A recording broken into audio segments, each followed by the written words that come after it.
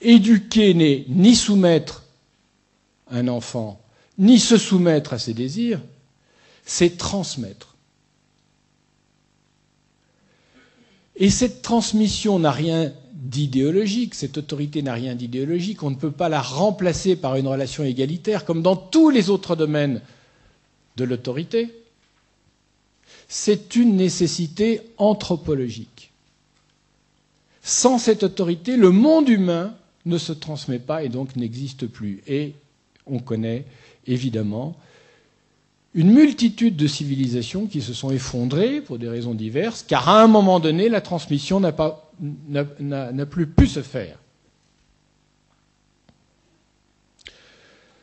Le philosophe André Comte-Sponville, dans son dernier ouvrage, ou plutôt dans la préface de son dernier ouvrage, qui s'appelle « Du corps », et qui est en fait un ouvrage de jeunesse que l'éditeur, les PUF, lui ont demandé de publier, puisqu'il n'avait pu être publié à l'époque, c'est-à-dire il y a une quarantaine d'années,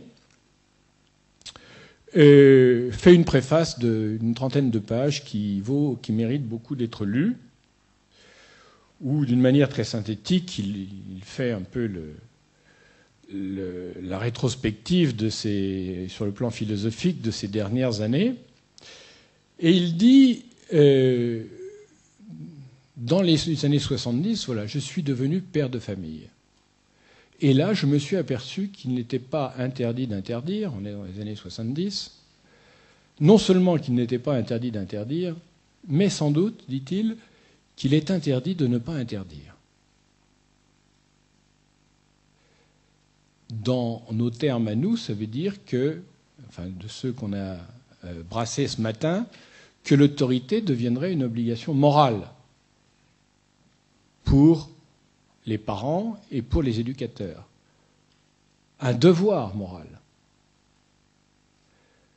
qui devrait s'imposer à chacun dans sa position de parent comme dans sa position d'enseignant ou de CPE ou de chef d'établissement. Sans autorité, il n'y a pas d'éducation possible. Sans contrainte, il n'y a pas d'éducation possible.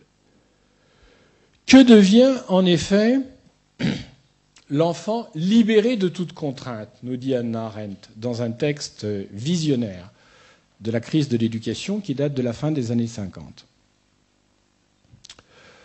Dans le monde moderne, écrit-elle, le problème de l'éducation tient au fait que par sa nature même, l'éducation ne peut faire fi de l'autorité ni de la tradition, et qu'elle doit cependant s'exercer dans un monde qui n'est pas structuré par l'autorité ni retenu par la tradition.